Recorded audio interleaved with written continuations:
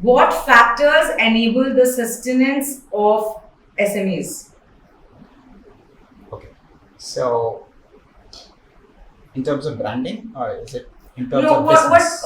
in terms of business, it would be great because I think we want to know wholesome approach to this because we have entrepreneurs and all of you, in fact, are entrepreneurs. So I think from the core of branding and like in terms of business, that would really help us to know. Okay. So, a lot of times, okay, to start with, finance is something which everybody gets scared of, numbers per se. But my history with a lot of SMEs who are successful, a lot of the entrepreneurs I work with is have not graduated out of any college, 10th standard, 12th standard. They're small businessmen who has been heavily successful, but they have an understanding of finance. And finance, you don't need to look at complex financial ratios. You just need to look at, how much cost, where the costs are coming in, how much revenue I'm making, if discount is good enough, bad enough.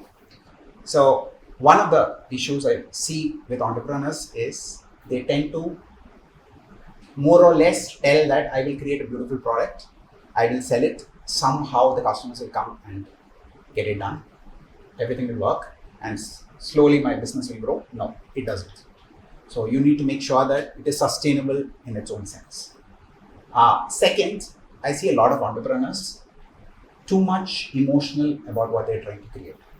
It's nice as an entrepreneur to be emotional about your product, but emotion also brings in a form of blindness. You don't want anybody to say that your product is bad. You always say, one day people will come and find out my brand is great. No, it doesn't. And it is mandatory to look at customers and their feedback as the priority. It doesn't matter how you feel that people have not discovered the trueness of your brand. No. Your brand is as good as what your customer thinks of the brand, not what you think about the brand. So that is the second aspect. Third is, I would say, a lot of us hear stories and of great brands, how Apple was made, how Nike was made. For an SME, they will go to an advertising agency or a marketing agency or a creative agency and say, I want to build a brand like Nike. I want to build a brand like Apple. Okay. And I'll put in a lot of advertising dollars or rupees to create the brand. Make the product also like that, no? Forget about the product. What people don't realize is Nike at its base or Apple at its base started with a small customer base. And they tried to advertise or spend money to target that small customer base in that small store. Apple started with a store. Nike, the guy was a salesperson who was trying to go. It's the same thing with Adidas.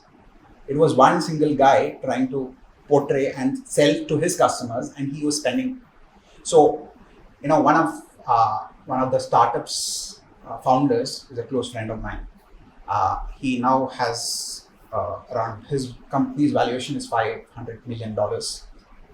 So he gave me a roundabout figure of what ideal brand or how marketing dollars should be spent. He said the first 2 crores of your brand should be purely word of mouth. Do not try and sell that whole concept outside word of mouth. So don't spend money on any other activities. For how long? Until it reaches 2 crores. In the sense that is where you can start advertising in a slightly larger scale. Then he talked about 2 crores to somewhere around 50 crores as a reasonable figure where your complete focus becomes digital. Targeting digital advertising, Google ads. It's only after 50 crores that you should ever think about mass media. Because you don't have, or the return which you're getting is not going to be good enough but a lot of SMEs, they'll raise a lot of capital and then I want to blast the entire thing. I'll hire a whole set of audience.